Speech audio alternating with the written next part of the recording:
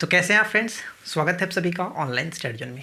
आज हम बात करने वाले हैं बिहार एसआई प्री में अच्छे मार्क्स कैसे लाएं उसके बारे में। ठीक है, मैं आपके साथ कुछ स्ट्रैटेजी शेयर करने वाला हूं और इससे पहले मैंने आपको एक वीडियो बनाया था जिसमें मैंने आपको काफ़ी चीज़ें बताई थी। अगर आपने उस वीडियो को नहीं देखा है तो आप वहाँ पे आई बटन पे क्लिक करके देख सकते हैं या फिर वीडियो के नीचे डिस्क्रिप्शन में मैंने लिंक दिया है, वहाँ से भी देख सकते हैं। ठीक है, तो देखिए आज इस वीडियो को ध्यान से सुनिएगा और अच्छे से समझने की कोशिश कीजिएगा कि आखिर हम अपने बिहार एसआई प्री के एग्ज़ाम्स में किस तरह से अच्छा स्कोर कर सकते हैं। मैंने क्या क्या चीज़ें फॉलो किया था, आपको क्या क्या चीज़ें करनी चाहिए, वो सब चीज़ हम यहाँ पे क्लियर करेंगे।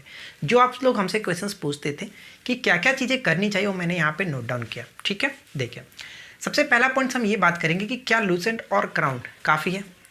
काफ़ी लोग कमेंट करके पूछ रहे थे कि क्या लूसेंट और क्राउन से, मैंने इसके पहले वाले जो वीडियो थे उसमें मैंने आपको बताया था कि लूसेंट और क्राउन पढ़िए या फिर आप हो सके तो घटना चक्र पढ़िए। ठीक है, तो इससे आपको कितना बेनिफिट हो सकता है मैं आपके साथ सब चीज़ क्लियर करने वाला हूँ। तो चलिए शुरू करते हैं, ध्यान से समझिएगा। देखिए अगर हम बात करें सबसे पहला पॉइंट्स कि क्या लूसेंट और क्राउन काफ़ी है, तो मैं आपको बता दूं कि लूसेंट और क्राउन पढ़ करके आप एवरेज स्कोर कर सकते हैं। एवरेज स्कोर का मतलब क्या है, हम यहाँ पे थोड़ा सा डिटेल में बात करते हैं। देखिए सबसे पहले क्वेश्चंस को समझ लेते हैं कि हमारे एग्जाम्स में क्वेश्चंस किस तरह से रहेंगे, उनका क्वेश्चंस का जो अरेंजिंग होगा वो किस तरह से होगा। देखिए आपको पता है कि 100 क्वेश्चंस होने वाले हैं प्री में। ठीक है, 100 क्वेश्चंस जो कि 200 मार्क्स का, कोई प्रॉब्लम नहीं, 200 मार्क्स का आपका 100 क्वेश्चंस होगा। ठीक है, देखिए वीडियो थोड़ा सा लंबी होगी लेकिन बहुत अच्छे तरीके से मैं आपको समझाऊंगा और अगर आप अच्छे तरीके से फॉलो करते हैं तो डेफिनेटली फ्रेंड्स बहुत ये हेल्पफुल होगा आपके लिए। तो ध्यान से समझिएगा सब चीज़ों को। तो देखिए 200 मार्क्स का आपका टोटल 100 क्वेश्चंस 200 मार्क्स का होगा। अब इन 100 क्वेश्चंस को किस तरह से डिवाइड किया रहेगा हम पहले वो समझ लेते हैं। तभी तो हम क्वेश्चंस को, अगर हम क्वेश्चंस को नहीं समझेंगे तो हम चाहे अपनी सिलेबस को कितना भी अच्छे तरीके से पढ़ लें, हम उसको नहीं क्रैक कर पाएंगे। तो इसलिए हम यहाँ पे सबसे पहले समझते हैं। देखिए हम ये मानते हैं कि 90 से 95% ये चांसेस है कि क्वेश्चंस का अरेंजमेंट कुछ इस तरह से होगा, 70 क्वेश्चंस, 25 क्वेश्चंस और 5 क्वेश्चंस। अब मैं आपको बताता हूँ कि ये 70, 25 और ये 5 क्या है, ध्यान से समझिएगा। 70 का मतलब हो गया कि आपका जीएस यानी कि जनरल स्टडीज से 70 क्वेश्चंस, 25 क्वेश्चंस जो कि आपके करंट अफेयर से रहेंगे और 5 क्वेश्चंस नॉर्मली आपके मैथ से रहेंगे। मैथ से रहेंगे। तो इस तरह से जो प्रीवियस ईयर में क्वेश्चंस पूछे गए थे इस तरह से रहने की चांसेस है। ये हो सकता है 95% यही चांसेस है और थोड़ा सा इधर उधर हो सकता है, लेकिन हम मान करके चलेंगे कि हमने जो प्रिपरेशन करना है वो इसी बेस पे करना है। ठीक है, अब देखिए मैंने आपको बताया कि क्या लूसेंट और क्राउन काफ़ी है, तो मैंने आपको ये बोला कि अगर आप लूसेंट और क्राउन को पढ़ते हैं तो एवरेज स्कोर कर सकते हो। एवरेज स्कोर का मतलब ये हुआ कि हम सिर्फ और सिर्फ यहाँ पे 70 मार्क्स को लेकर के अभी बात करते हैं। फिलहाल मैं इसके थोड़ा सा साइड में रखता हूँ। 70 क्वेश्चंस को उठाते हैं। देखिए 70 क्वेश्चंस में अगर आप उन लूसेंट और क्राउन को पढ़ते तो वहाँ से आप आसानी से 45 से 50 क्वेश्चंस कोई भी कर सकता है, कोई प्रॉब्लम नहीं है। 45 से 50 क्वेश्चंस आप आसानी से कर सकते हैं, इसमें ज़्यादा दिक्कत आपको नहीं होगी।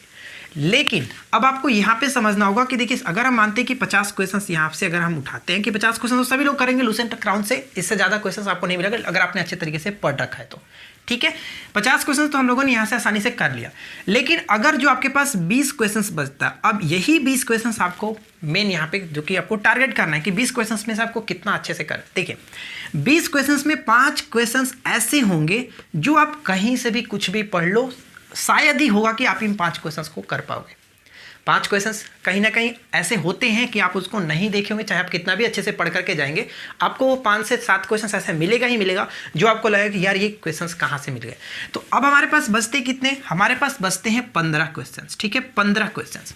अब इन्हीं 15 क्वेश्चंस यानी कि 20 में से 15 क्वेश्चन हमें अचीव करना है, इसको हमको कैसे मजबूत करना है वो मैं आपको बताऊँगा। ठीक है, अगर हम यहाँ से देखें ये हमारा कितना हो गया, अगर मैंने यहाँ पे अगर अच्छे से हम 50 क्वेश्चंस यहाँ से देखा और 15 क्वेश्चंस यहाँ पे हो रहा है, इसको थोड़ा सा साइड में रखते हैं। अब हम बात करते हैं यहाँ से, देखिएगा अच्छे से समझिएगा कि हम इतना स्कोर कर सकते हैं। उसके बाद मैं आपको बताऊंगा किस तरह से अपने स्कोर को बूस्ट कर सकते हो, मैंने अपना स्कोर कैसे बूस्ट किया था वो सब चीज़ मैं आपको बताऊँगा। ठीक है, अब यहाँ पे करंट अफेयर्स की बात आ गई, तो करंट अफेयर्स 25 क्वेश्चंस रहेंगे। तो 25 क्वेश्चंस में आप आसानी से अगर करंट अफेयर्स रेगुलर पढ़ रहे हो, प्रीवियस क्वेश्चंस को देख रहे हो, यानी कि पिछले करीब 6 से 8 महीने करंट अफेयर्स आपको देखने, तो अगर आप उतना कर रहे हो, रेगुलर बेसिस पे पढ़ रहे हो, तो डेफिनेटली फ्रेंड्स आप 25 में से 18 क्वेश्चंस तो कर ही सकते हो। ठीक है, तो एक हम यहाँ पे देखते हैं। चलिए यहीं पे देखते हैं कि अगर हम कितना स्कोर कर पा रहे हैं, हमारा मार्क्स कितना बन रहा है, वो हम देखते हैं। अगर मैंने यहाँ से आपको बोला कि आप यहाँ पे 45 क्वेश्चंस भी कर लेते हो, ठीक है, एवरेज हम मान करके चलते हैं 45 क्वेश्चंस, 70 में से लूसेंट और क्राउन को पढ़ करके आप जाते हैं तो 45 क्वेश्चंस यहाँ से आप लेते हैं।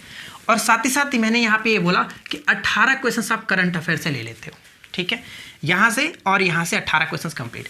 और मैथ्स तो ज़्यादा टफ आता नहीं है, मैथ्स को आसानी से आप 5 क्वेश्चंस कर सकते हो, कोई प्रॉब्लम नहीं होगी। अगर आप रेगुलर अभी भी से प्रैक्टिस करते हो तो बिल्कुल आसानी से 5 क्वेश्चंस ले सकते हो, ठीक है। अब यहाँ पे देखिए अभी हमारा स्कोर कितना बना। अभी यहाँ पे आपके पास 15 क्वेश्चन एक्स्ट्रा बचा हुआ है, सिर्फ और सिर्फ वो समझिए कितना होता है। तो हम यहाँ पे 45 और 5 50 और 50 और 60 68 नंबर, 68 नंबर तो हमारा यहीं से बन जाता है कि नहीं। 68 नंबर तो यहीं से बन गया। अभी आपके पास बचा है 15 क्वेश्चन एक्स्ट्रा बचा है, और अगर इस 15 क्वेश्चन को आप लेना है तो बाकी चीज़ों को मैं आपको समझाता हूँ कि 15 क्वेश्चन इसको हम किस तरह से ले सकते हैं।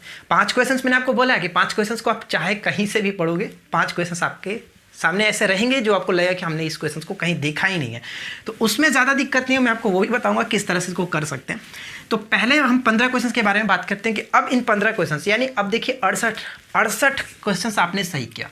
68 क्वेश्चन सही करने का मतलब क्या हुआ कि 136 मार्क्स आपने काफ़ी अच्छे तरीके से स्कोर करके अपने पास सेव कर लिया। और प्रीवियस ईयर का कट ऑफ क्या था, जनरल का कट ऑफ देखिए, जनरल का कट ऑफ आपका गया था 132 दशमलव समथिंग था, 132.2 करके था। यानी कहने का मतलब ये हुआ कि 66 क्वेश्चंस पे ही आपका जनरल कैटेगरी जा रहा है, और आपने अभी तक 68 काफ़ी अच्छे तरीके से स्कोर कर लिया, ठीक है। तो 68 तो अभी कर लिया, लेकिन अभी भी आपके पास कम से कम 20 क्वेश्चन यहाँ से बचे हुए हैं। 20 क्वेश्चंस में से अगर आप ना ही किसी भी तरह से करोगे तो डेफिनेटली 7 से 8 क्वेश्चन तो आसानी से कर सकते हो। यानी कुल मिलाकर अगर हम देखें तो 68, और अगर हम इसमें 7 ऐड भी कर दें तो 75 नंबर आपके पास, यानी 75 क्वेश्चंस 75 दूना 150 नंबर आप काफ़ी ऐसे तरीके से कर सकते हो। ये हो गई एवरेज तैयारी। अगर आप बहुत अच्छे से पढ़ेंगे, काफ़ी डीपली पढ़ना चाहेंगे तो आप इससे भी ज़्यादा स्कोर कर सकते हो। ये मैं आपको बताऊंगा कि किस तरह से अब आपको करना है। चलिए, अब ये बात तो क्लियर हो गई कि आपने ये हमारा, अगर आप लूसेंट और क्राउन को पढ़ते हैं तो कितना कर सकते हैं, किस तरह से कर सकते हैं। अब मैं आपको बताऊं कि अगर इन 15 क्वेश्चंस को पकड़ना है तो क्या करना पड़ेगा। तो देखिए 15 क्वेश्चंस को पकड़ने के लिए हमें क्या करना पड़ेगा कि प्रैक्टिस सेट कौन सा ले। अब यहाँ पे आपका ये क्वेश्चंस पूछा जा रहा था अक्सर कि प्रैक्टिस सेट कौन सा ले, तो मैं आपको ये पार्टिकुलर नहीं कहूँगा कि किसी भी एक को पार्टिकुलर बना करके मैं बोलूँ कि आप उसी का ले लो, ये आपके ऊपर डिपेंड करता है। लेकिन मेन यहाँ पे जो होता है ना प्रैक्टिस सेट आप किसी का भी सॉल्व करो उससे कोई फर्क नहीं पड़ता है। मेन आपके ऊपर होता है कि प्रैक्टिस सेट को किस तरह से आप एनालाइज करते हो, क्योंकि मेन आपका होता है एनालाइज। जब तक आप एनालाइसिस नहीं करोगे किसी भी प्रैक्टिस सेट को आप सॉल्व करो, कोई उसका मतलब नहीं होता है। तो आप कोई भी प्रैक्टिस सेट लगाओ, मैं तो कहूँगा कि आप सबके सब प्रैक्टिस सेट को सॉल्व करो। यार जितना भी मार्केट में आपको प्रैक्टिस सेट मिलते हैं, करना क्या है आपको, तो क्वेश्चन से मतलब है, जितना जितना क्वेश्चन पढ़ेंगे उतना ही अच्छा है। तो क्वेश्चन सबको लगाओ अगर आपके पास टाइम है, टाइम तो है ही, क्योंकि ऑलरेडी आपके पास एग्जाम्स के लिए अभी टाइम डेट भी नहीं है, तो आपके पास अच्छा खासा टाइम है, आप काफ़ी आसानी से कर सकते हो, ठीक है। तो सभी प्रैक्टिस सेट, जो भी आपको प्रैक्टिस सेट मिले उस प्रैक्टिस सेट को लीजिए, सॉल्व कीजिए और सबसे ज़्यादा टाइम दीजिए एनालिसिस पे, ठीक है। एनालिसिस सबसे ज़्यादा कीजिए। जो क्वेश्चंस आपकी गलती होती है उनको आप, मैंने आपको पहले ही बता रखा है कि नोटबुक बना करके उसको आप नोट डाउन कीजिए ताकि रिवीजन के टाइम पे आपका वो बेनिफिट हो सके, ठीक है। अब देखिए यहाँ पे कि एवरेज मार्क्स से कैसे बढ़े।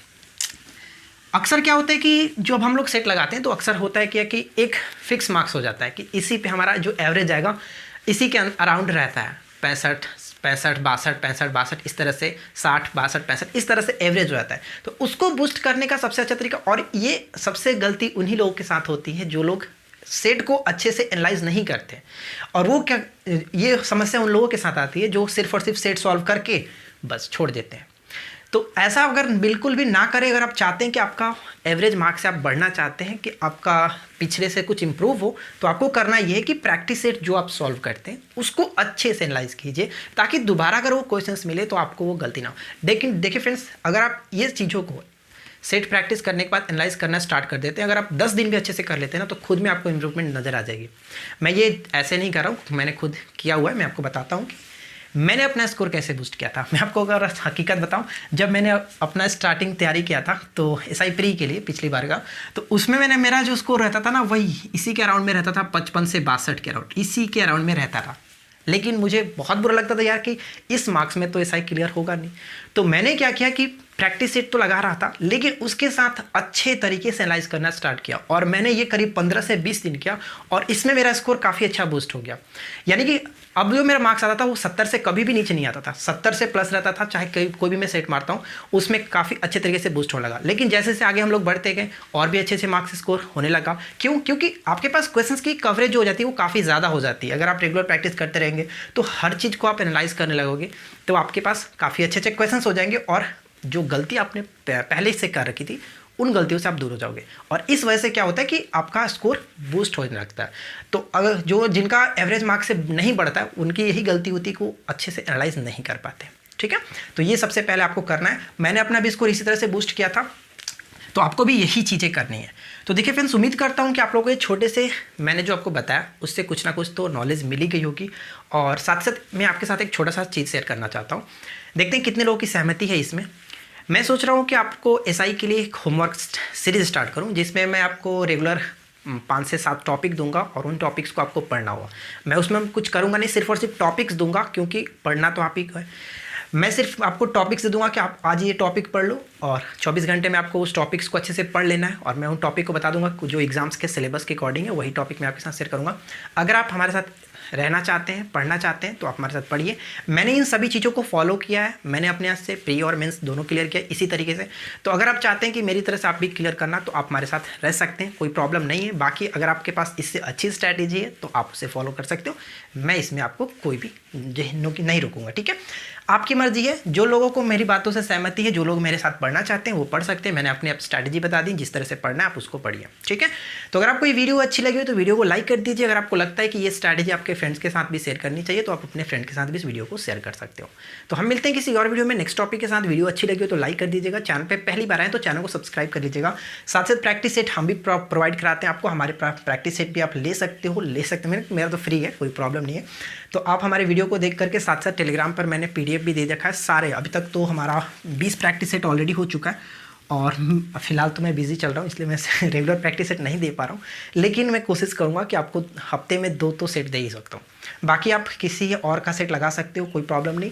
परवीन सर का सेट काफ़ी अच्छा रहता है तो आप उनका सेट भी सॉल्व कीजिए। बाकी सेट्स को भी कोई प्रॉब्लम नहीं, कर सकते हो। ठीक है फ्रेंड्स, तो बस यही थी आज की इस वीडियो में। मुझे उम्मीद है कि आप लोगों ने काफ़ी कुछ अच्छा सीख लिया होगा। अगर आप इन सभी चीज़ों को फॉलो करते हैं तो डेफिनेटली फ्रेंड्स आपका प्री काफ़ी अच्छे तरीके से बूस्ट हो जाएगा। और साथ ही साथ अगर आप प्री को अच्छे से पढ़ लेंगे तो मेंस में ज़्यादा दिक्कत नहीं होगी, क्योंकि सब चीज़ वही होता है। मेंस में भी थोड़ा सा आपको उसमें क्वेश्चंस को डीपली पढ़ना पड़ता है, लेकिन अगर आप इन सभी चीज़ों को करते हुए चलेंगे तो मेंस में आपका काफ़ी हेल्प करेगा। तो बस यही चीज़, मिलते हैं किसी और वीडियो में नेक्स्ट टॉपिक के साथ। Thanks for watching, keep learning, have a good day.